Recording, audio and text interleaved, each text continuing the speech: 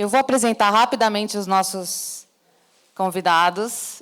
Queria dizer que essa mesa, ela foi uma das primeiras mesas que a gente pensou na curadoria, porque a gente, desde o princípio, entende que esse lugar, o lugar onde esse museu existe, acontece, ele é muito especial e ele é muito único.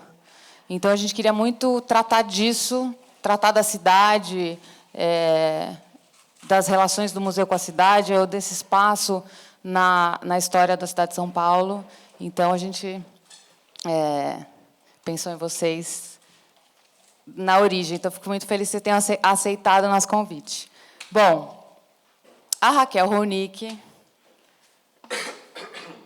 é professora titular da Faculdade de Arquitetura e Urbanismo da USP, foi diretora de planejamento da Secretaria Municipal de Planejamento de São Paulo de 89 a 92, secretária nacional de Programas Urbanos do Ministério das Cidades de 2003 a 2007, relatora especial da ONU para os Direitos à Moradia Adequada de 2008 a 14.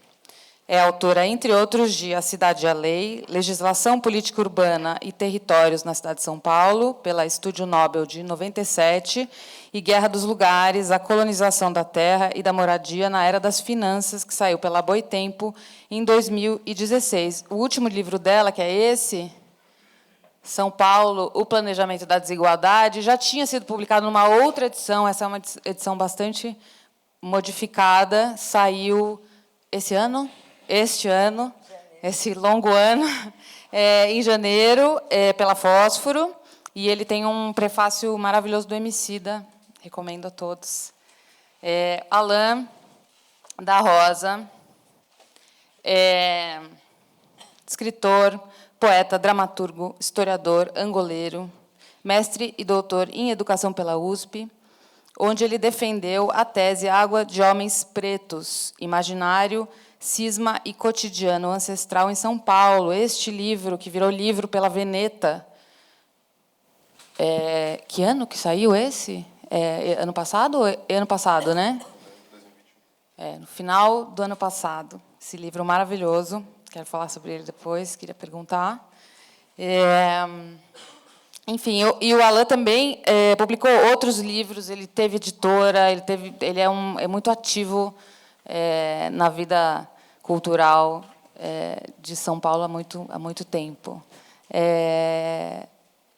Eu queria começar passando a palavra, então, para a Raquel, primeiro, e, em seguida, para o Alain, antes da gente conversar. Bom dia a todas, a todos presentes aqui. Eu queria muito agradecer demais esse convite, né? Esse convite que veio pela Bianca Santana, pelo privilégio de poder estar aqui compartilhando com Alan uma referência para todos nós e por todo o esforço que a equipe toda do Museu Judaico fez, porque eu resolvi que eu tinha que inventar, que tinha que passar slide, que eu não ia falar sem o slide, e que não sei o quê do computador, e eu causei aqui, mas, nossa, uma equipe absolutamente generosa, e vocês vão entender por quê, que eu insisti tanto, né?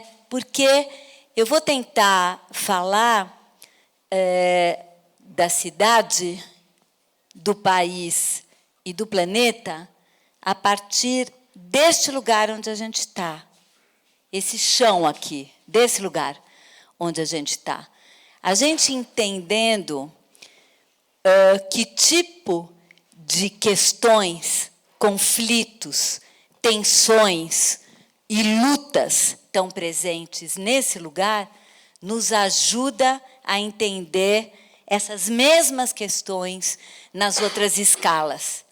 A gente pode fazer uma leitura transescalar desse lugar e vai trazer, então, e para mim, a leitura que faço nesse momento, dá para fazer milhões. Tem milhões de questões, mas eu escolhi algumas delas porque me parece que essas são algumas das questões que estão colocadas hoje nesse momento tão difícil da história da relação das pessoas entre si e com o território que elas ocupam.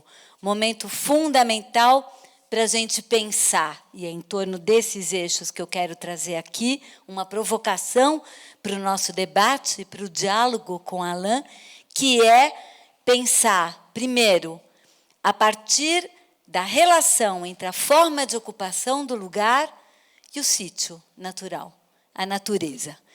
Essa é uma questão absolutamente central nesse momento de crise climática, de total impossibilidade de se manter a mesma forma de se pensar a relação com a natureza diante dos desastres já presentes e os futuros anunciados, mas também quero colocar do ponto de vista dos apagamentos que constituem a história e a narrativa sobre esse lugar.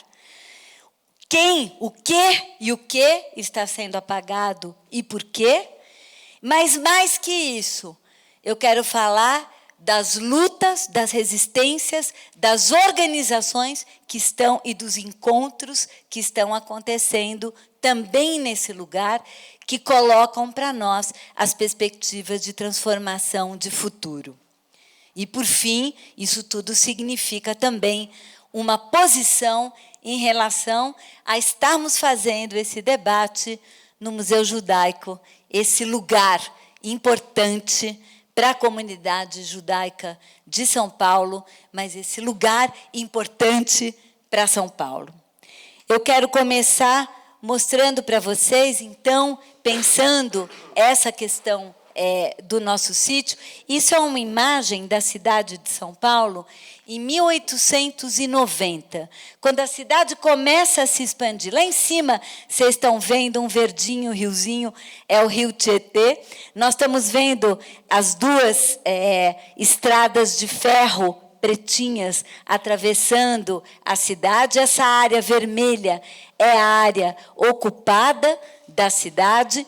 Mas eu trago essa imagem sobre o sítio urbano da cidade de São Paulo, porque acho que uma das formas da gente pensar esse lugar é pensar a partir dos rios da cidade.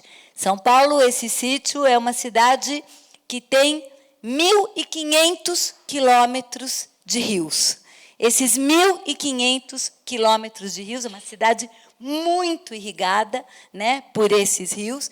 Esses 1.500 quilômetros de rios estão hoje ou aterrados, ou entubados, ou presos dentro de calhas que não os deixam respirar. O que eu estou colocando aqui? Para quem acha que São Paulo é o que é porque não tem planejamento, eu trago um plano, que é um plano que estrutura a estrutura da cidade de São Paulo até hoje, que é o plano de avenidas do Prestes Maia. Não vou desenvolver essa questão do plano, mas, basicamente, o que esse plano vai trazer é uma proposta de que a cidade pode se expandir indefinidamente, desde que sejam implantados um sistema de circulação por pneus, ou seja, automóveis, ônibus e caminhões, que é o sistema predominante de circulação da cidade, num esquema radial perimetral, ou seja, avenidas que saem do centro e vão chegando em todas as direções, como é a 9 de julho, a 23 de maio, a Radial Leste, é exatamente esse plano, e é um plano que foi implantado desde os anos 40 e não deixou de ser implantado até hoje. A última perimetral que foi implantada, que está sendo implantada, é o Rodoanel. O Rodoanel, a gente tem as radiais e tem as perimetrais capturando essas radiais. O Rodoanel é a última perimetral que estamos implantando nesse momento, num modelo que é um modelo, infelizmente não vai dar para falar isso, que viabilizou e constituiu a ideia de uma periferia precária autoconstruída como lugar de pobres, expulsando permanentemente os mais pobres, os trabalhadores e as trabalhadoras dos espaços mais centrais da cidade para a autoprodução da sua casa em periferias mais distantes. Esse modelo, portanto, é um modelo planejado baseado no despejo, na remoção, baseado na ideia da expulsão permanente, da expansão permanente na direção de periferias sempre muito precárias.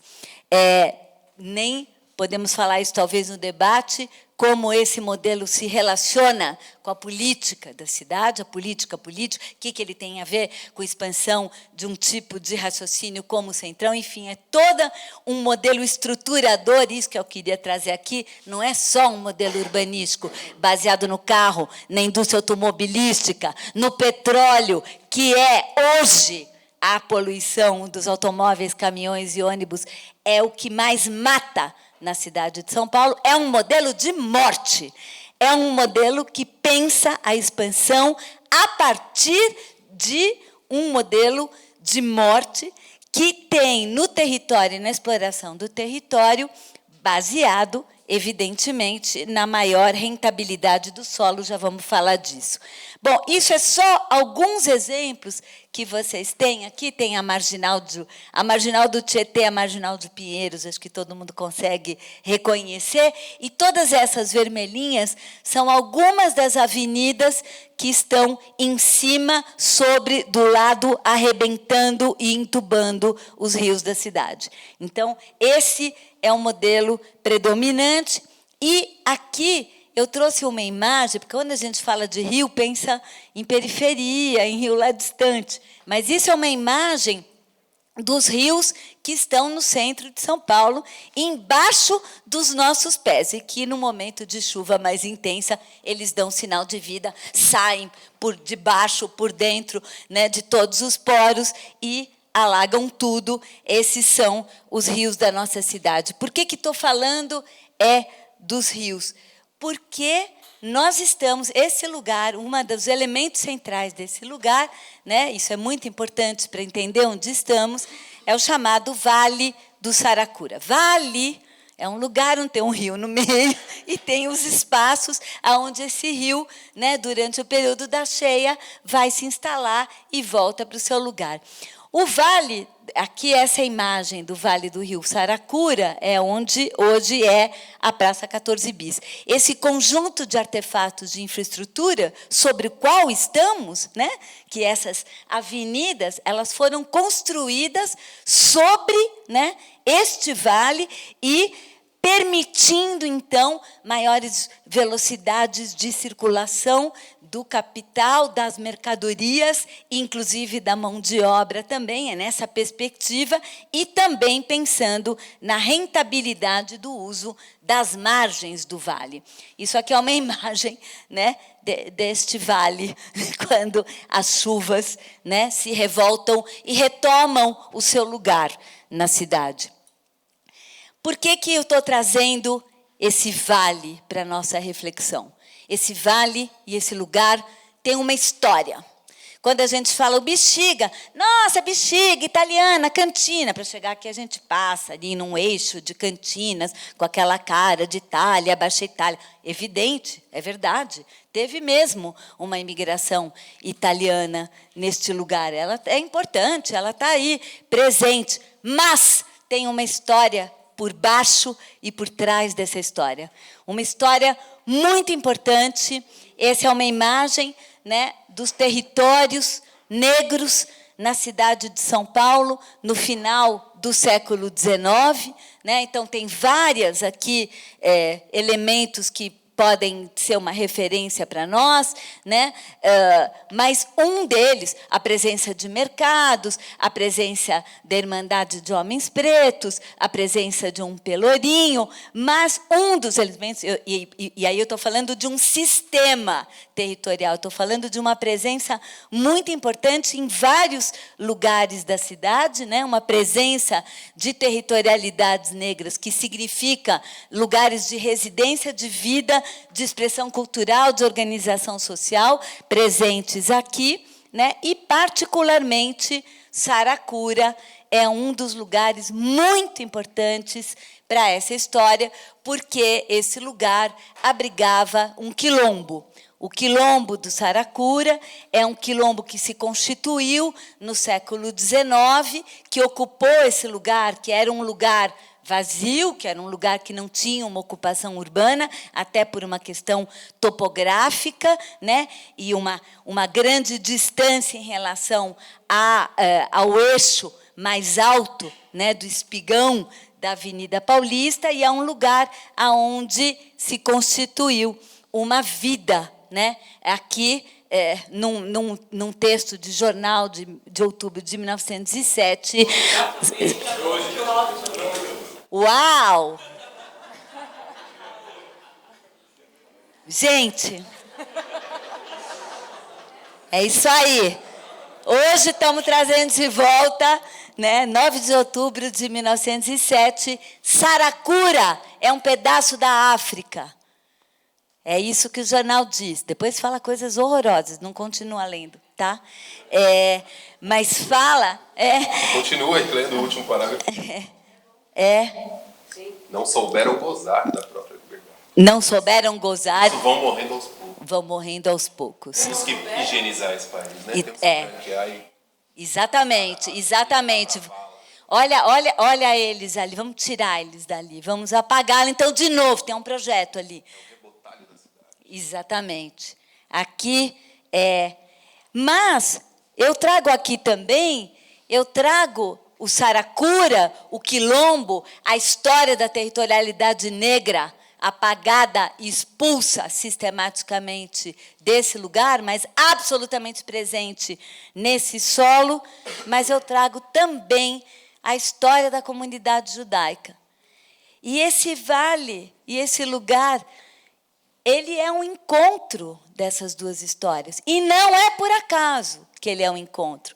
E trazer esse encontro aqui, nesse debate, nesse festival do Museu Judaico, me parece absolutamente interessante e central nesse momento. O que eu estou trazendo aqui? Não é essa sinagoga, mas uma anterior. A sinagoga Sefaradi, que existia na Rua da Abolição. A primeira sinagoga de São Paulo.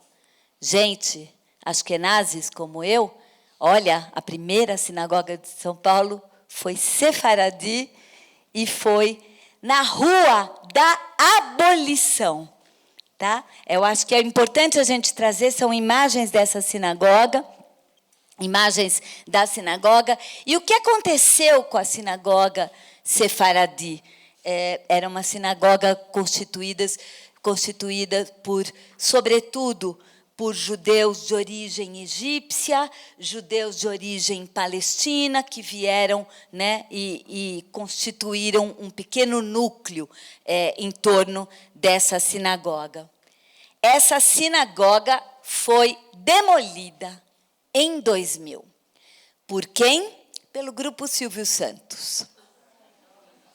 Ela foi demolida não sozinha, ela foi demolida também com várias outras casas, inclusive a Sociedade dos Homens Pretos, que funcionava na Rua da Abolição também, algumas casas para lá. O Grupo Silvio Santos comprou esses terrenos e, apesar de que eles eram protegidos pelo patrimônio histórico de São Paulo, eles foram demolidos. Inclusive, isso gerou uma ação no Ministério Público, uma necessidade de que eles fizessem contrapartidas, que não fizeram, que não implementaram, e eles foram demolindo porque o desejo deles, já desde os anos 2000, nesse lugar, e aí eu chego no terceiro elemento para a nossa conversa, que é uma discussão sobre o que está acontecendo em relação ao espaço construído, e aí não estou mais falando da relação com os rios, o território e a natureza, mas eu estou falando dos artefatos construídos. A questão que eu quero colocar aqui é bem simples, e é o que eu chamo de financiarização, que é o que determina o destino dos espaços construídos, ou seja, o que determina o que será construído na cidade. Quem acha que o que determina são as necessidades das pessoas, suas necessidades de viver, suas necessidades de trabalhar, suas necessidades, né, de expressão cultural, suas necessidades de proteção à vida, está redondamente enganado. Isso não tem nada que ver com a lógica de produção do espaço. Todo mundo fala, não, especulação. Então, vamos falar português claro aqui. Especulação é quase uma palavra assim, mágica para poder resumir um processo que, na verdade, é bem mais complexo que isso e que hoje eu chamo de colonização do espaço pelas finanças. Colonização no sentido de uma ocupação, como é toda operação colonial, ocupa o território para o quê? Extrair renda. É isso que é o sentido da colonização. Então, é exatamente isso, ocupar o território com a única perspectiva de extrair renda para os capitais investidos nessa construção, mas é uma colonização também, como toda operação colonialista, que é uma ocupação cultural, no sentido de constituição e definição de novos modos de organização da vida, negando aqueles que estavam naquele lugar e propondo formas, artefatos, que também transformam a vida. Vou dar um exemplo bem fácil, depois dessa complicação toda. O primeiro artefato do complexo imobiliário financeiro, que foi quando as finanças realmente tomaram conta da produção imobiliária, que foi em torno, né, final dos anos 70, vem junto com o neoliberalismo, isso é um pacote. Tá? Então, o primeiro artefato é o shopping center.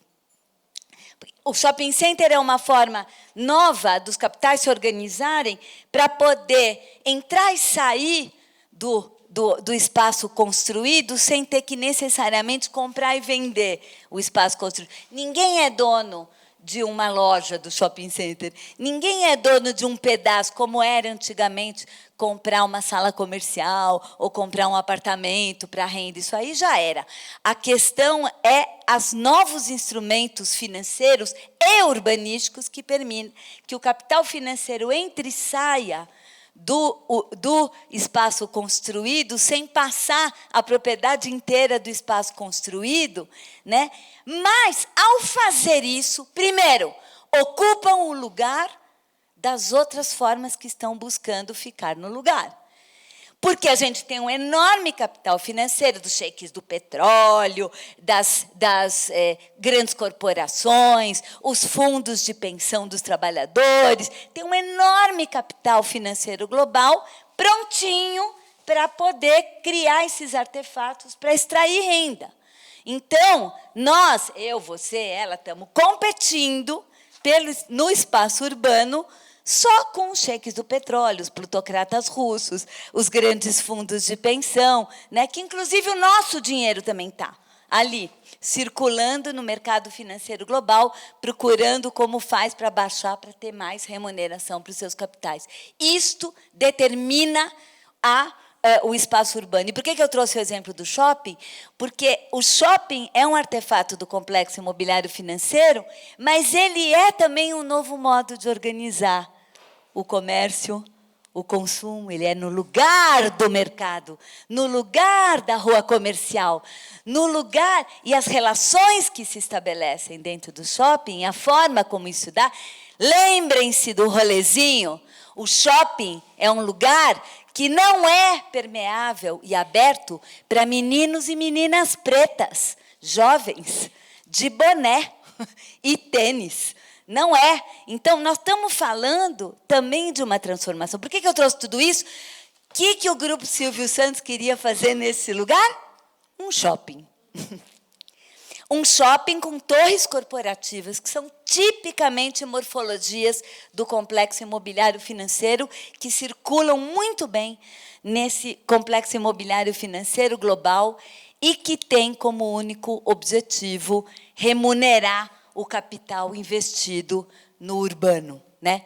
Então, esse desejo está muito presente na cidade, e quem está hoje, e para a gente terminar aqui, concluir essa minha fala, o que eu quero trazer é que as coisas que estão acontecendo hoje, as disputas que estão acontecendo hoje no Bexiga, em relação às presenças e permanências, porque o Bexiga continua sendo um território negro, o Bexiga continua sendo um território popular, apesar de todo esse apagamento e apesar de todas as presenças, é um dos bairros, um dos territórios centrais da cidade onde isso está acontecendo, mas a gente está vendo ele ser tomado por uma promoção imobiliária que é 100% financiarizada nessa forma, inclusive estimulada pelo próprio plano diretor, que abriu um espaço para que fosse construído mais intensamente perto e em volta das estações do metrô. E o que está acontecendo com essa produção imobiliária é que ela está produzindo muito espaço residencial, nunca se produziu tanto espaço residencial na cidade e nunca tivemos uma crise tão violenta de moradia na cidade de São Paulo. A única na história da cidade que talvez seja equivalente a essa foi uma crise ali nos anos 20 do século passado.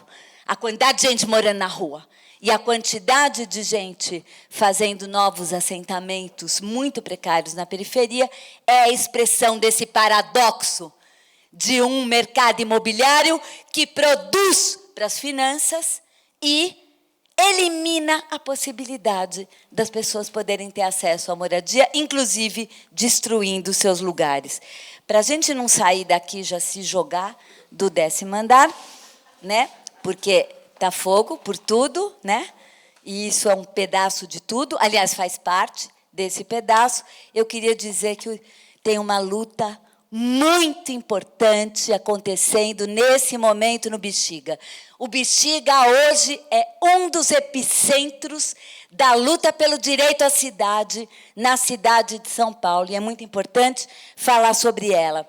Ela está na luta pelo Parque do Rio Bexiga, que é justamente nesse terreno onde sobrou um murinho da antiga sinagoga sefaradi, e aonde o movimento pelo Parque do Bexiga constituiu o portal da Rua da Abolição, lembrando essas formas de ocupação desse lugar. Aqui são alguns momentos dessa luta, para que nesse terreno, né, que Silvio Santos derrubou e apagou, se constitui um parque, um espaço comum, um espaço de liberdade de expressão cultural, de respiro, de renaturalização, de fazer de novo o rio aparecer. Mas também, né, além dessas lutas pelo Parque do Bexiga, eu queria colocar e terminar com a luta, que é uma nova luta que se soma a essa e se articula com essa, que é a mobilização em torno do Saracura Vai-Vai. O metrô que vai se implantar, que está se implantando nesse lugar, que, inclusive, tirou a Vai-Vai do seu lugar, né, expulsou a Vai-Vai do seu lugar, tem uma luta muito importante, que começou durante as escavações para fazer o metrô, descobrindo os artefatos que remetem ao quilombo, que trazem esse quilombo de volta, uma luta para ressignificar esse lugar, não só chamando a estação de metrô de Saracura Vai-Vai, renomeando essa estação, mas também lutando para trazer, junto com essa estação, a memória dessa história, mas mais que isso, uma política urbana que possa preservar essa presença negra popular ainda no Bexiga, contra os interesses do capital financeiro global que se expressam aqui de uma forma muito metafórica, eu diria, em relação a tudo que está acontecendo. Eu terminei com essa imagem porque eu acredito que, a partir desse lugar do Museu Judaico, nós temos uma possibilidade concreta de fortalecer e de entender qual é a dimensão da luta, que questões ela traz, a forma como ela articula lindamente questões de natureza ambiental, histórica, de reparação, com a luta antirracista, com a luta anti-especulação imobiliária e anti-financiarização do espaço, com a luta pelos comuns, contra a colonização do espaço pelas finanças e pela lógica puramente extrativista. É isso que eu queria trazer para nosso debate. Obrigada.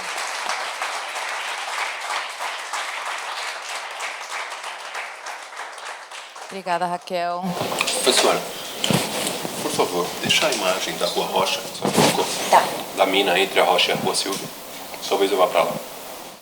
Aqui? Não, lá no princípio da Rua Rocha, mais uma para trás, eu acho. Você colocou, onde é a nascente, mais uma para trás aí. Tá. Né? Lá em cima, Caguaçu, se não estou errado, né? Exatamente. Aí eu posso começar daí também. Maravilha. Você quer ficar aqui e mexer? Usa aí essa imagem. Obrigado, viu, pessoal? Agradecido. Seu microfone. Vamos trocar aqui.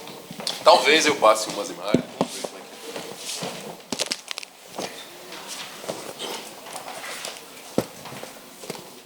que é. Ei.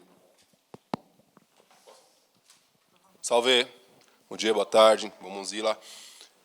Agradecido pelo convite. Agradecido por quem também está na produção, na técnica. Agradecido quem mandou brasa na luz, quem limpou o espaço. Se não fossem as pessoas que tivessem deixado a fiação elétrica no jeito, o banheiro no jeito, a água no jeito, não tinha nada disso aqui. Então, primeiro e por último, muito obrigado a quem mandou o braço aqui, certo?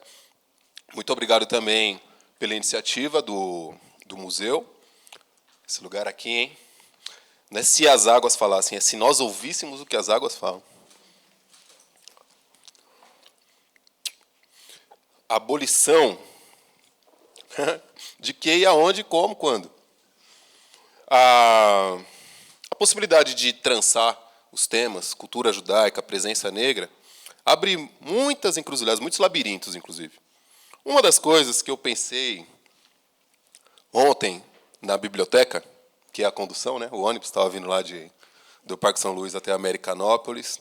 Aí você vai sacando as pessoas na calçada, na sarjeta, empinando pipa, e você vai pensando o que pode se fazer dentro do ônibus.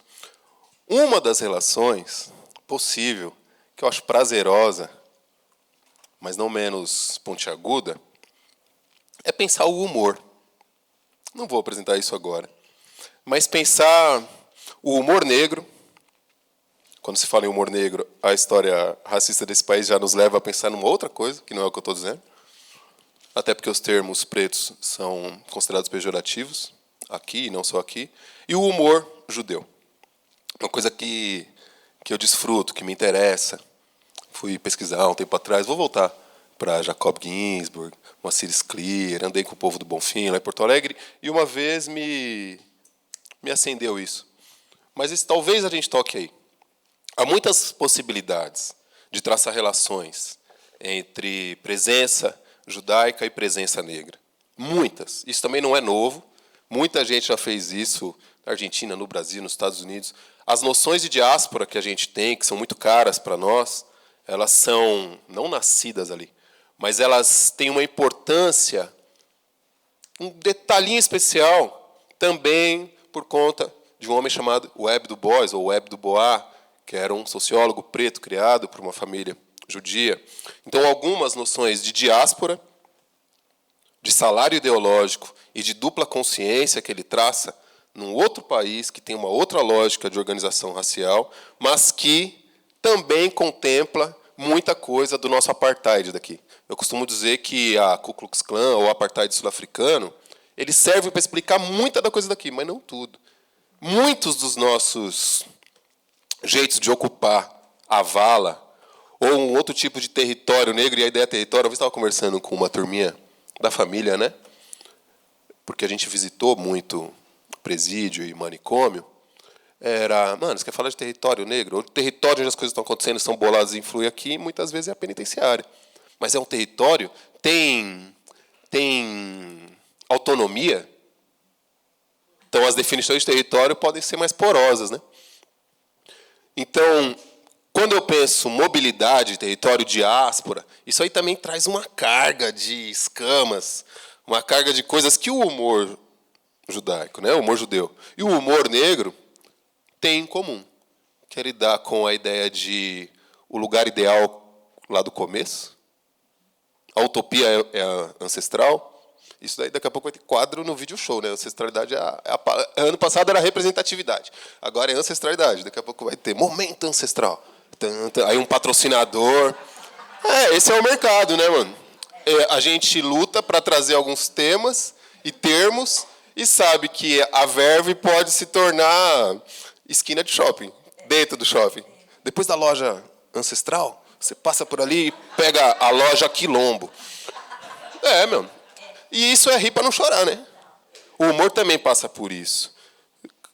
Talvez nem tão lá no fundo, na pele do humor, que é a verdade não precisa ser abstrata, etérea, né? O professor Muniz Sodré ensinou isso para a gente. A verdade também pode estar no corpo. Aliás, para as culturas negras, a matéria, a comida, o suor, ele é o vetor de uma verdade. Ele não é só aquilo que vai ser decifrado pelo babo ou pelo rabi.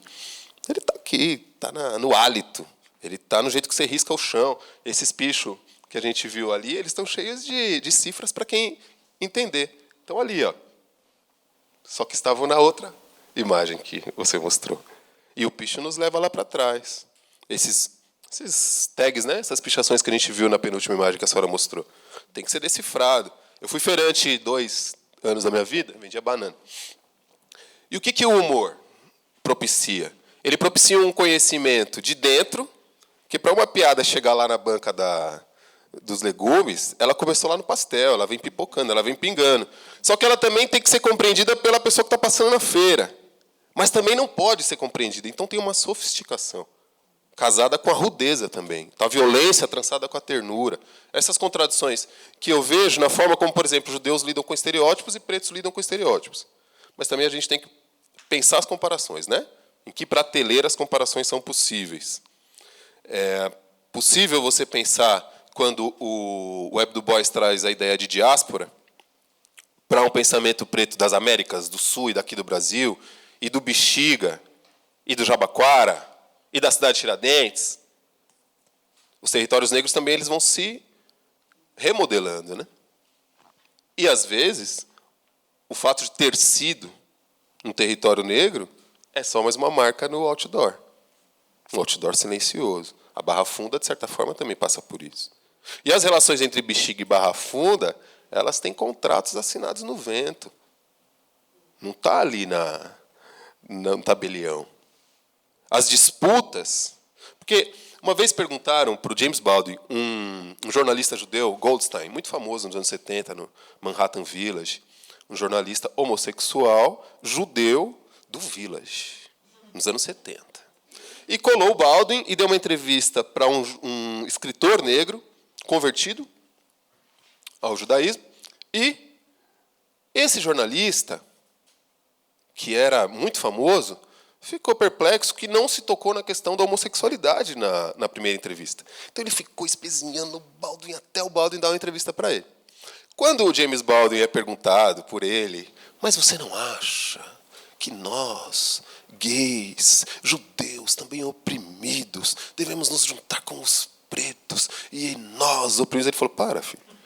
Primeira coisa, aí já entra no outro tema que a gente ia ter que ter mais tempo, que é como Baldwin fala da sexualidade na sua obra. Isso aí depois a gente, para não passar rasante, para não colocar um pouquinho uma coisa complexa, a gente conversa isso depois. O Baldwin também mostra para ele duas coisas. Olha, o que você acha que é um preto do Harding, aquele Harding ainda dos 70, mas que o Baldwin viveu nos anos 30, não condiz com a realidade complexa e as contradições humanas. Eu sou um escritor. O que cabe a mim, aí a tradução minha, não é falar da consciência social apenas, é da subjetividade. E das relações entre subjetividade e consciência. Então, você precisa dar uma reflexão nesse seu idealismo a respeito dos pretos.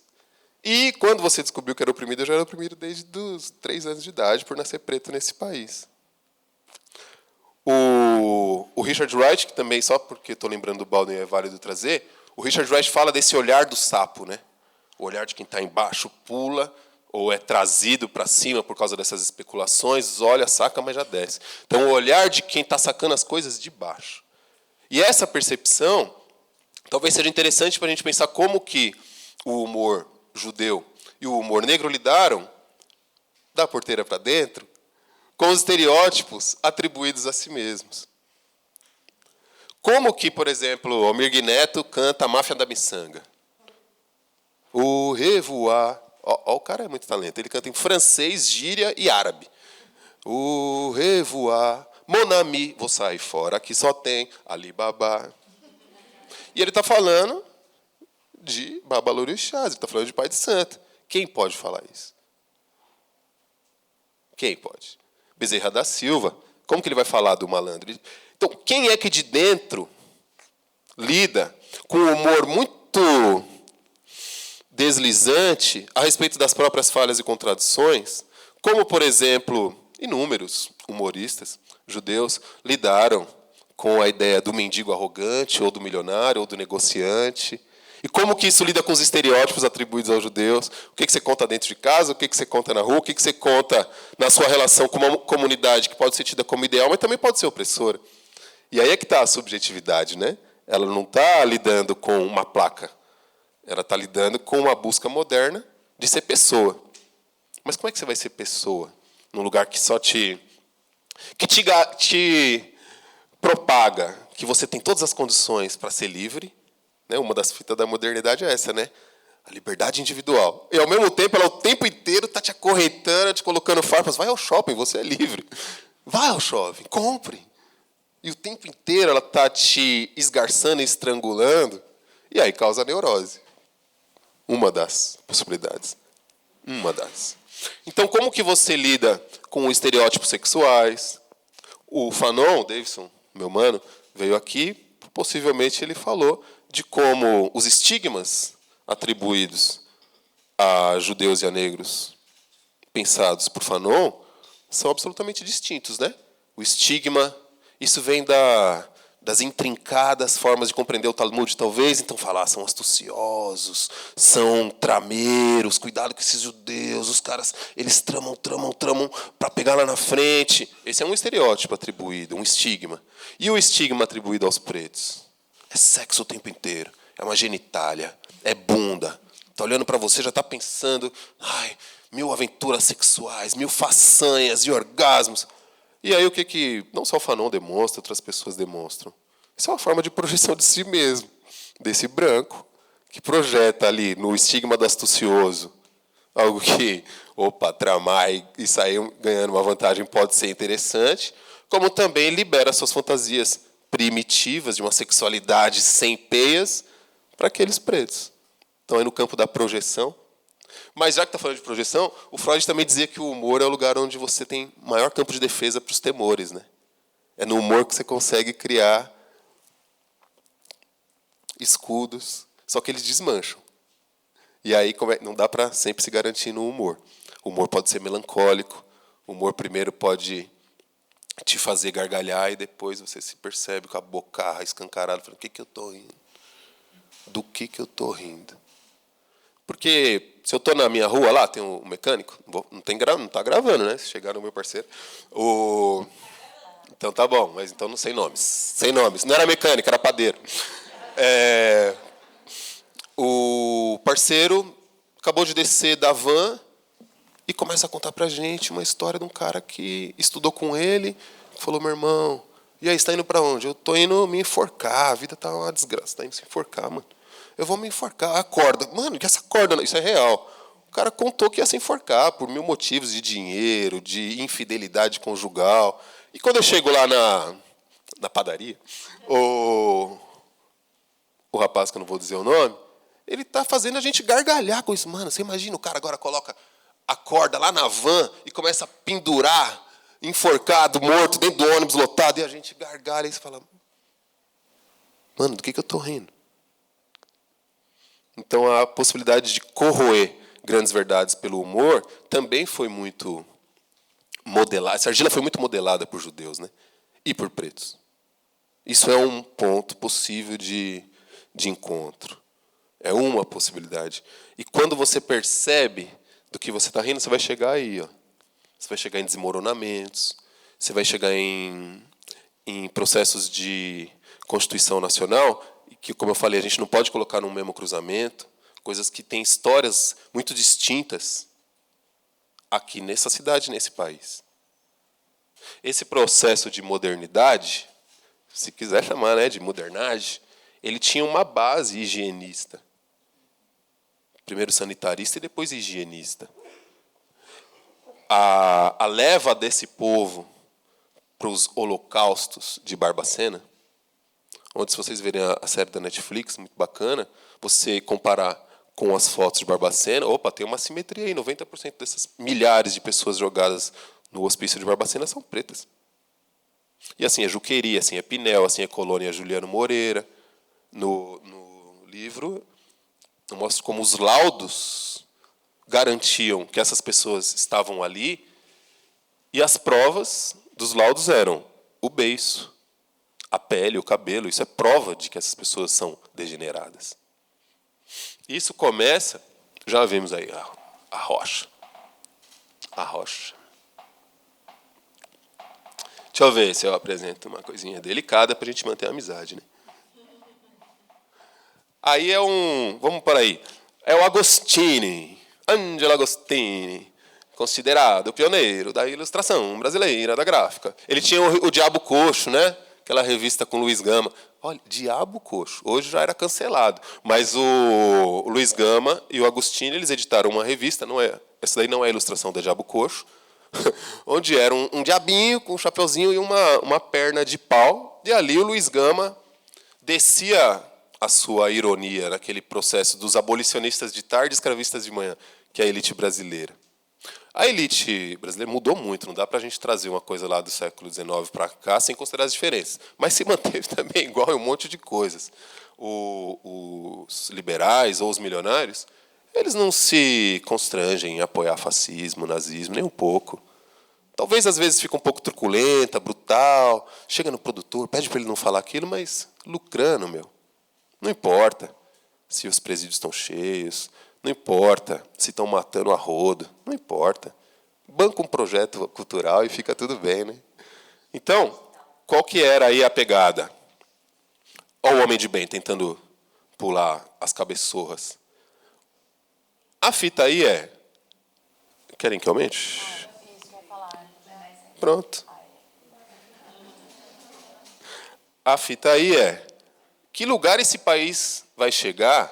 O que será daqui com essas presenças? Animais selvagens. Um preto e um chinês. Um cule. O que vamos fazer? Não dá para levar isso para frente. Aí, deixa para depois. As independências. Isso aí é outra história, tá? Outro curso que eu estou dando. Fuga. Fuga, fuga, fuga, fuga, fuga, fuga, fuga. Vocês sabem que quem fugia era considerado draptomaníaco? É a história do século XIX, das doenças mentais, né? Não era? Draptomania. Se fugiu é porque tem um problema mental. Como é que não fica aqui com a gente, tomando umas lapadas? Então, ainda bem que teve os libertadores. E aí, Marco Ferrez, né? Ó, a gente é escravista, mas a gente é ordeiro, é moderno. Ó, o pessoal tá tudo bem. Aí não tem mutilações, aí não tem tortura, aí não tem fome. Tá tudo ordenadinho. Ali na esquerda está o dono da zorra toda, ali, ó, com as botas. Mas não era isso que eu queria mostrar. Olha, esse é o pânico da elite brasileira. Ó. Haiti, luta, fogo, incêndio. Água e fogo são elementos culturais. Olha a Guarda Nacional. Mentira, era isso aqui. Ó. E aí o povo que vai para o Paraguai. Já começa aí uma higienização. Meu filho, não. mas eu tenho umas peças aqui, pode morrer lá no Paraguai, porque eu sou patriota, eu vou até dotar vocês de umas peças aqui. Vou sair no prejuízo, mas se é em nome da nação, e aí o povo vai lá morrer com a promessa de que vai voltar e vai ter casa, mas vai ter essa casa aí, ó, Morro da Providência. Vai voltar alforriado e com a sua fazendinha. Vai, abraça. Então, esse é o pânico. Ó. Isso aí foi pintado por um inglês, né? Gente, eu não tinha preparado isso não, mas está passando, vamos lá, né? Um inglês que vai lá no Haiti, escreve, pinta e intitula, está no museu, acho que de Amsterdã, Revenge, vingança do exército negro pelas crueldades praticadas pelo exército francês. Então é forca até o infinito ali. Isso daí era a elite brasileira vendo, meu Deus, vamos tomar conta desse povo aí, porque se deixar, agora sim, agora é uma independência que a gente gosta. Agora é civilizada. Mas eu não ia chegar nisso, eu ia chegar... esses territórios negros que a professora falou, cuja presença da Vai-Vai, entre outras tantas, tem uma marca oral muito forte, uma marca cultural, corpo. E aí a gente, outro dia, conversa sobre as marcas estilísticas disso, que os tais modernistas, paulistas de 22 acharam, ou pelo menos propagaram, que eram muito originais. Talvez perante o classicismo fossem. Agora, perante as culturas que estavam já fazendo ironia, com as suas adivinhas e cortejos, que já estavam usando duplo, triplo sentido, já estavam lidando com a modernagem, com telégrafo, com trem. Poema telégrafo, que novidade. Para quem? As presenças negras, porque como eu falei de Barra Funda e de Bexiga, você tem rivalidades internas muito grandes. O que eu falei de contrato assinado no vento, por exemplo, é uma coisa que todo mundo respeita, mas não sabe de onde vem. A rivalidade entre Bexiga e Barra Funda. Não vem aqui. Se passar aqui é muita treta. De terça a domingo, segunda pode. Por quê? Porque segunda é o dia da mensagem às almas, é o dia de se rezar na Capela dos Aflitos, lá no Terror da Liberdade. A nossa cidade, ela acha natural que tem uma igreja na esquina chamada Igreja Nossa Senhora dos Enforcados. Só isso daí já devia parar um dia. Pensar, a Igreja Nossa Senhora dos Enforcados. E lá mais para baixo, Capela dos Aflitos. Aquele quadrilátero do terror, né, Raquel? Ladeira do Quebra-Bunda, Delegacia, Pelourinho. Então, na segunda, poder acender sua vela, a chama, a flor, que o gringo naturalista chega aqui e fala, vou analisar a cultura negra. É o Von Martius, né? Aquela leva de gente pseudocientista racista que chega aqui no século XIX, século XX, para analisar o Brasil. E dizem, nunca vimos um sinal de esperança nas casas negras, nunca vi uma flor. Aí o Robert Lennes, né, grande parceirão nosso, ele vai falar, é que você não sabe ver a flor, seu olhar não capta. A flor é a brasa da fogueira que não pode ser apagada. Só se apaga de propósito quando se morre um tata. Essa é a chama. E o seu olhar de arte só pensa a arte em representação. Você não entende que a arte também pode ser funcional, porque o fogo serve para espantar os mosquitos, para aquecer a comida, para aquecer os corpos. As águas eram os territórios de encontros dos pretos. Chafariz era lugar de preto. Até porque eram as pessoas que carregam ainda, e já carregavam as águas que vão limpar os banheiros das pessoas. No momento em que as torneiras... Eu fui estudar a história das torneiras. O alarde, falar, agora a nossa cidade tem muitas torneiras. O banho da sereia, as casas de banho no final do século XIX. O presidente vem na inauguração. Olha o que será. Nós vamos lavar as mãos, né? Agora não vamos mais precisar desses pretos trazendo as tinas. E entrando, pisando aqui. Então, antes disso, e até hoje, os lugares de beira de rio, as várzeas, são lugares sagrados. Aí a gente vai entender sagrado de outra maneira. Porque esse sagrado está ali calejado, está pisando no barro, está se rasgando, está xingando. É interessante pensar no humor judeu e no humor negro, de novo, nas possíveis, mas não absolutas relações. Uma vez estava conversando com um parceiro, ele falava, por exemplo, lá na Angola Prison, né, os cantos da prisão que se chama Angola, nos Estados Unidos, se gravou nos anos 50 muito canto de trabalho, os work songs. E aí você faz, assim como a gente faz aqui, devagar, e tem que saber aonde, você manga, você zomba de Deus. Você fala, que blefador, hein? Prometeu. Você é bom mesmo para quebrar essas rochas. Você aguentava ficar aqui, inferno lá, que aplica, inferno é aqui, cantando, zombando. Assim como tem uma, entre muitas piadas, né, em que um rabi ouve, mas nós fomos os eleitos. Ele fala, pô, mas justo nós. E outras formas de você zombar com essas cargas e estereótipos. Muitas outras. A gente tem que ter um pouco mais de amizade para falar dessas piadas, senão... as piadas que acontecem no restaurante, a mãe, super cuidadora, judia, os milionários, os negociantes, os desastrados. Como que você vai fazer o humor sobre bebum? Você tem que tomar cuidado. A gente pode fazer, mas... Opa, peraí. Você está falando de uma coisa muito séria. Tem uma história em relação a aguardente. Mussum. Quais são as possibilidades de você tocar nesses assuntos? Quais são? E aí, estou falando disso porque a história da leitura e da palavra escrita também é uma cultura tradicional negra. A oralidade é uma benção soberana, majestosa. Mas a história da palavra escrita, desde os gráficos Sony, cultivadas aqui, é muito importante para nós. Por isso, a luta pela alfabetização e pelo letramento dos... Opa, deixa a cereja do bolo. Pelos grupos pretos. Daqui a pouco é a cereja, se vocês se comportarem. Se eu entender que a abolição, até mais ou menos 1940, um mote muito comum na fala dos grupos de pretos, intelectuais pretos e jogadores de futebol pretos, era: e a segunda abolição? Isso era um termo recorrente. Assim como democracia racial. Muito antes de Gilberto Freire usar esse termo democracia racial, já era uma coisa lá de 1880, abolição. Era um termo, era um tema. Existia e existe um projeto nacional pensado por cabeças pretas. Existia e existe um projeto de nação pensado por cabeças pretas. Aniquilado. Devastado. Luiz Gama era um, Ferreira de Menezes era outro. Os grupos de imprensa negra que ocupavam aqui, a Irmandade que foi demolida, a Igreja do Paissandu, hoje do Paissandu, antes estava ali onde hoje é a Bolsa de Valores, simbólico, né? Essas negociações entre lideranças negras e poderes municipais, como são conversadas por dentro? Existia e existe um projeto que passa pela cultura escrita, porque sabe-se que escrita é poder. E isso não nasce aqui, no que se chamou de modernidade.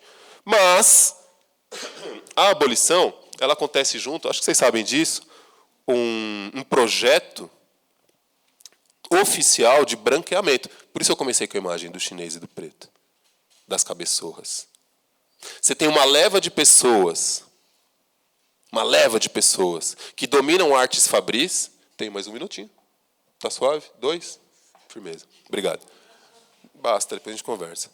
Você tem uma leva de pessoas, não mais escravizadas apenas, mas já libertas ou alforriadas há um bom tempo, que dominam artes fabris, manufaturas, calçados, todo tipo de arte fabril, nessa cidade, mas não só aqui. São Paulo não é tão importante há tanto tempo assim. Campinas era muito mais, né? Recife, Salvador, Rio. São Paulo é importante, tinha a escola de direito nacionalmente. E depois vem o café e começa a falar: São Paulo, vamos deixar você se crescer, locomotiva da nação. Eu vou terminar falando do trem. Mas essas pessoas, elas, dentro daquela mentalidade que ainda existe, está aí agora. Depois que eu saí daqui, onde, obrigado, estou sendo muito bem recebido, da porta para fora é outra história. Eu ando com medo. Meu filho hoje vai lá no trap, na CT, massa. Só que a gente teme sair de casa e voltar para casa vivo. E quem tem um filho preto nessa cidade, o tempo inteiro está lidando com essa neurose. Então, eu agradeço estar sendo bem recebido aqui, mas se fosse sempre assim, né, eu ia até enjoar. O projeto nacional, quando acontece a abolição, é absurdamente racista. plenamente racista. O modernismo 22 depois vai transformar isso num plus, né? Vamos pegar isso aí que era violento, selvagem, bruto, e vamos usar como cultura nacional, desde que devidamente lapidado. Para terminar, essas são as buscas por pessoas brancas na Europa para tornar esse país civilizado. Ordem e progresso. Vamos lá na Alemanha. Vocês sabem quem era o Vergueiro, né? Presidente da Associação de Imigração Brasileira. Então ele bolava caixinha de fósforo, cartazes. E aqui um monte de gente sendo chutada. Um monte de gente indo para os manicômios que eu falei, para os sanatórios, sendo arregaçados. Esse é na Itália. Pessoas que não tinham experiência fabril industrial. Pessoas que vinham das suas roças, mas precisa se branquear esse país. Então, o que está escrito ali? Navio parte toda semana do Porto de Gênova. Venite a construir vostri sogni. Vem construir seu sonho com a família. Aí embaixo, não dá para ver a imagem? Dá? Não, tem as imagenzinhas aí. Terra em abundância, você vai ter ferramenta. Enquanto isso, as pessoas aqui... Vocês já foram no Ibirapuera? Córrego do Sapateiro? Já quer falar de água. Por que ali se chama Córrego do Sapateiro, quando a gente entra no Ibirapuera? Eram essas pessoas que dominavam os ofícios fabris e que mandavam seus aprendizes pegar os couros de onde hoje é a Cinemateca, o Matadouro, e que lastravam-se pelo rio, que chega ali no Ibirapuera, 23 de maio. É um rio. 23 de maio. E vai lá buscar o couro para fazer sapato. Essas pessoas que dominam conhecimentos fabris estão sendo expulsas do projeto nacional. Certo? Posso? Pode. Aí a cidade, hein, professora? Um dia a gente conversa aí sobre as águas. Por que as águas são importantes, né? Calunga. Por que as águas são importantes para a gente? Aí fica para outra história. Tá bom? Então, muito agradecido aí. Vamos continuar trocando ideia. Tomara que a gente aprenda mais. Obrigada. Alan.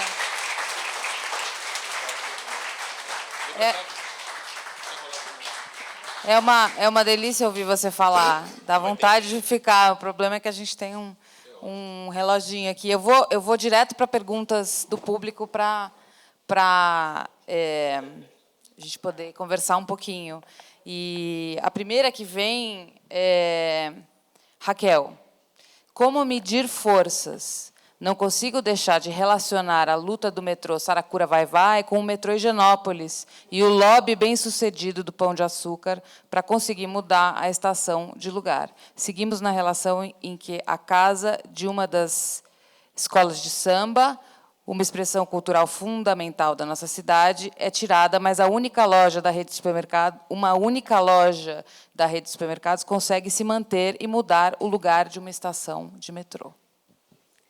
Muito legal trazer essa comparação. E ela tem muito a ver, não apenas nessa, para quem não lembra, né, teve um movimento contra o metrô de Higienópolis, e esse movimento para colocar o metrô em Higienópolis era porque não queria trazer gente diferenciada. E naquele momento, né, contra essa expressão de alguém, que eu nem sei quem é que falou isso, contra essa expressão de alguém e criticando a ideia de gente diferenciada, foi para a rua um movimento performático, que eu lembro disso, o churrasquinho da gente diferenciada que aconteceu em Higienópolis. Por que estou trazendo esse causo? Esse causo ele foi muito importante porque ele trouxe para a rua e para a superfície um movimento importante de constituição de coletivos culturais que já estavam rolando na cidade e que estavam questionando as formas através das quais não apenas o processo decisório na cidade acontece, questionando profundamente isso, mas também questionando as formas históricas de organização contra isso e trazendo outras formas performáticas, né, para poder colocar em questão e trazendo uma tradição cultural que estava absolutamente efervescente na cidade naquele momento, especialmente nas periferias também, para ocupar um lugar no centro. Foi uma das primeiras ocupações. Eu estou falando disso por quê? Porque isso foi muito importante para aquilo que se encontrou em junho de 2013, esse enigma difícil para o qual vamos conversar depois da eleição, por favor, junho de 2013, que foi um momento de encontro nas ruas, de questionamento, à esquerda, à direita, embaixo, em cima, daquilo que a gente vive como ordem urbanística e ordem política, né? E que não parou de existir, ou seja, aqueles movimentos pelo direito à cidade que estavam presentes ali continuam a existir, estão presentes e se renovam e se repensam a partir desses novos movimentos. Então, essa questão do metrô Saracura Vai-Vai, eu ia trazer uma imagem que eu recebi ontem, um videozinho que mostra o metrô bombeando a água do Saracura para dentro de uns baldes. Todo dia bombeia a água para dentro de uns baldes para poder tirar definitivamente a água do Saracura de lá. Quer dizer, uma coisa completamente louca do ponto de vista de lógica de pensar uma cidade. Eu acho que essa duas relação foi colocada na pergunta como uma oposição, mas eu vejo também como uma continuidade. Tem uma continuidade, tem uma presença nas lutas, tem uma diferença muito grande de equilíbrio de forças, né, entre uma e outra, não tenho dúvida nenhuma, mas eu acho muito importante a gente também colocar foco no quanto essas resistências e essas existências continuam presentes aqui no território e o quanto, na luta específica do Saracura, ela é um dos momentos, por isso que eu acho ela tão importante, que articula movimentos e lutas históricos pelo direito à cidade com o movimento antirracista e o movimento negro em São Paulo, na sua potência atual, na sua transformação atual. Eu acho que daí que é muito importante a gente poder pensar, a partir do Museu Judaico, como é que a gente pode, e de toda essa estrutura de acolhimento, que pode tratar bem o Alain aqui, se aqui a gente pode tratar bem o Alain, como a gente pode tratar bem essas lutas e essas conexões numa escala muito maior.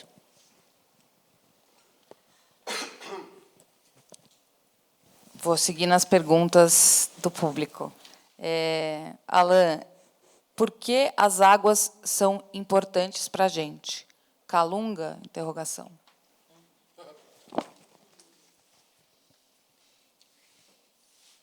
Deixa eu pensar o que pode falar e o que não pode, né? Bom, nós somos água. Primeiro de tudo, nós somos água.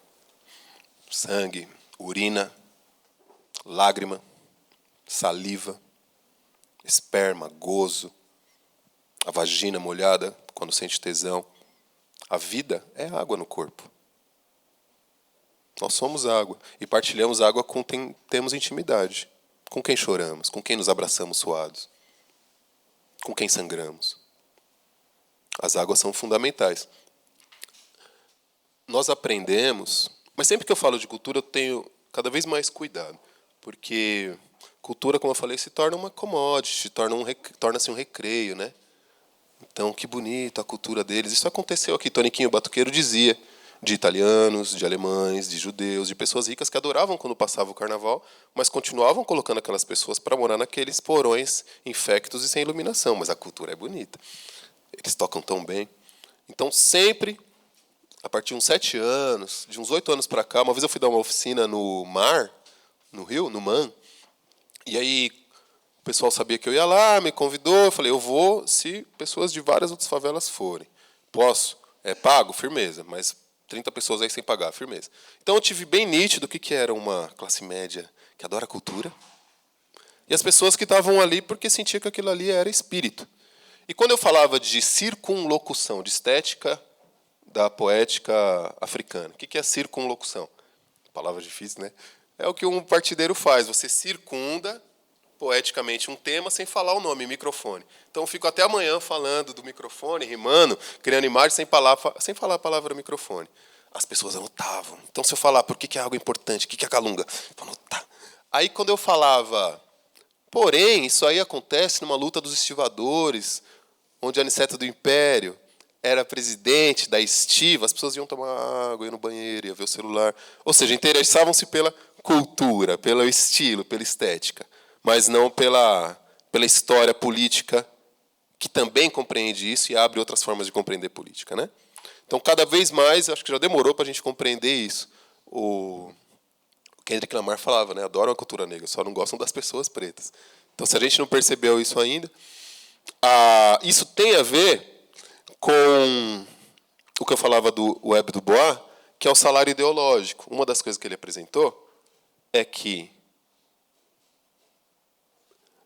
os irlandeses mais pobres, que faziam sopa, água, de couro de sapato para conseguir uma fonte proteica na virada do século XIX para o XX, nos Estados Unidos, com quem os pretos lidavam, mas o suprassumo da miséria, eles ainda ganhavam uma coisa chamada salário ideológico, ou psicológico, como ele falou depois, que era o fato de ser considerados gente. Gente. Eles eram pobretões, miseráveis, mas eram pessoas, eram seres humanos. Se conseguissem ascender, se conseguissem vencer a mais-valia, se colocar um terno, se eles conseguissem chegar, a despeito de toda a avassaladora opressão de classe, eles eram pessoas. Não era desconsiderada a humanidade daqueles irlandeses. Eles eram pessoas brancas. Esse é o salário ideológico. Você ganha um bônus psicológico. As águas também lidam com isso, né? As águas são importantes nessa cidade porque daqui a pouco vocês precisarem ir no banheiro, vocês vão ter a prova do que eu estou falando. Lá tem a descarga, tem a torneira, lá a gente vai exercer o nosso ser aquático. As águas são importantes porque a gente não tomar uma água, como eu falei, a gente não chega até o dia seguinte. E as águas foram muito importantes, eram lugares, como eu falei, de muito suicídio, mas aí a gente tem que entender o que é um suicídio numa outra perspectiva cultural, o que pode ser, sem idealizar suicídio de jeito nenhum, mas dentro do inferno escravista ou pós-abolicionista, que em muitas ocasiões ainda é uma continuidade, não uma ruptura, você se devotar à calunga e procurar encontrar seus ancestrais ou seres vindouros na água é um encontro, é uma travessia. Então, a maior parte das pessoas que decidiram dar cabo dessa passagem aqui, terrena, aqui, pretas no Brasil e São Paulo, elas faziam isso por afogamento. Aí também tem o fogo, mas aí é outra história. Obrigada. Vou fazer a última pergunta, porque acho que a gente já está, né? Já passou. Última pergunta para você, mas acho que o Museu Judaico fica na Rua Martinho Prado, capitalista que financiou e lucrou com a imigração europeia branca e cuja família redigiu a lei da abolição de 1888, sem nenhuma reparação da população escravizada. Como o Museu Judaico pode lidar com essa posição na cidade? Acho que era exatamente essa pergunta que eu queria que aparecesse aqui. A gente pensar, isso é bem importante, que o Alan trouxe, que existiram e ainda existem vários projetos de abolição. Naquele momento, existiram vários projetos de transformação do país. Naquele momento, vários projetos, e projetos que implicavam, muitos deles, na questão, e essa era uma das questões envolvidas no momento, tanto na discussão da independência como da república, como da abolição, que era a reforma agrária. Um dos projetos mais importantes que disputaram a discussão da abolição e da república era um projeto de reforma agrária. Né? Isso Rebouças trazia e ele era um projeto consistente, estava redigido. Né? E ele não morreu também. O MST está aí. Vou falar, maior produtor de arroz orgânico do Brasil. Ele não morreu, ele existe, é o maior produtor de arroz orgânico no Brasil, distribuído nos armazéns da terra e em outras possibilidades de consumo, ele persiste, né? Então, me parece que trazer essas questões no hoje, que projetos de país estão em jogo? Que projetos de cidade estão em jogo? Que projetos de planeta estão em jogo? Me parece muito importante para que a gente possa se situar nesse lugar, né? Repensando essa rua, esse nome de rua e os demais nomes de rua e as denominações, e repensando como, a partir desse lugar, a gente pode puxar os fios dos projetos que estavam em elaboração, estão, né, concretamente, hoje a luta pelo Parque do Bexiga é totalmente atual, está presente ali, como a luta do metrô Saracura Vai-Vai. E me parece que é um posicionamento do Museu Judaico neste lugar em relação a essas questões e a essas lutas é uma forma de trazer também esse projeto nesse momento tão importante, nessa encruzilhada que nós estamos aqui no nosso país, e que eu espero que a gente tenha força, né, para poder estruturar uma maneira, uma plataforma para que a gente possa respirar, né, e continuar apostando na construção de outros projetos possíveis. É isso? Gente, é isso? Alain? Ei, tá ouvindo aí? Legal. Para encerrar. A questão é como o Museu Judaico pode... O Museu Judaico, nesse lugar onde ele está, como ele se posiciona em relação a enfim, esse projeto, né? Acho que falou do nome Martinho Prado porque é o nome da rua, Tá. Dessa figura, essa biografia. Tá bem. Eu não tenho fórmula. Eu sou escritor de ficção, a minha cota é trazer dúvidas, mas ainda mais num lugar que eu não sei da história, né? Não sei dos embates internos. Sei que existem. O século XX foi uma amostra, mas não começa no século XX, das dissidências e das lutas internas entre pessoas judias. Inúmeras, né? De esquerda, grandes negociantes, capitalistas, isso aí é mais velho que andar para trás, né? Como dizia meu pai. E uma das coisas que eu penso é que agora, eu gosto muito da época das eleições, apesar do nojo, porque os mapas eleitorais eles nos dão sinais de como compreender a sociedade. Eu lembro que uma vez a Folha de São Paulo fez, na época de eleição, até o mapa das torcidas de futebol de São Paulo. Eu uso bastante os mapas, pelo menos os mapas da Folha presta. A falha, né?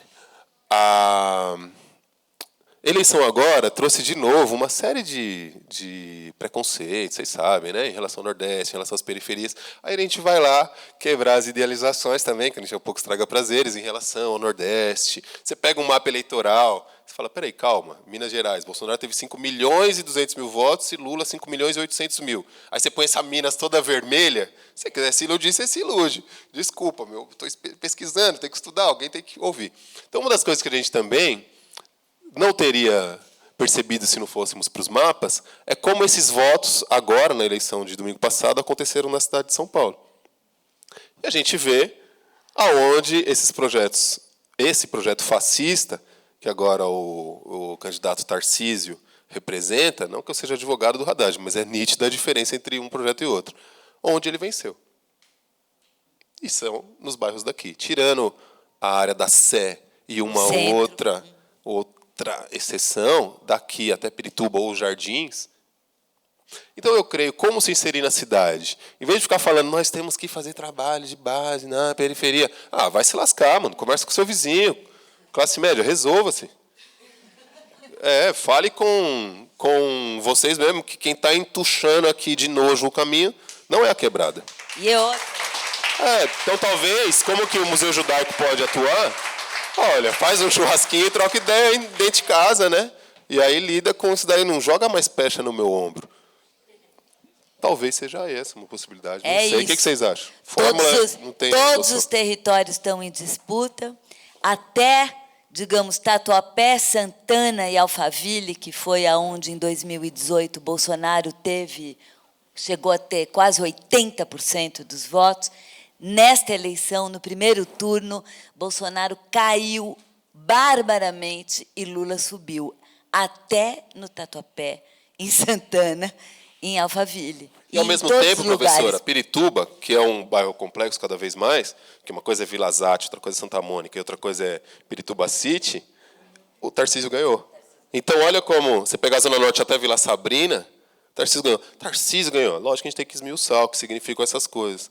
Mas comparar, a gente nos faz perceber o que esse anel da extrema periferia diz, o que os anéis de uma periferia que não é a extrema, né, que estão sempre em disputa, que é Tatuapé, até mais ou menos onde hoje é Guilhermina Esperança, na leste, ou na região da sul, ali entre Saúde e Conceição. O que essas periferias que são mais oscilantes também respondem e como respondem. Então, creio que é isso, como que, não só o Museu Judaico, mas como que espaços dessa natureza, dessa história podem atuar. Primeiro de tudo é resolvendo os seus problemas antes de chegar no portão e botar a boca no megafone, né? Obrigada, gente. Agradeço. Obrigada. Obrigada.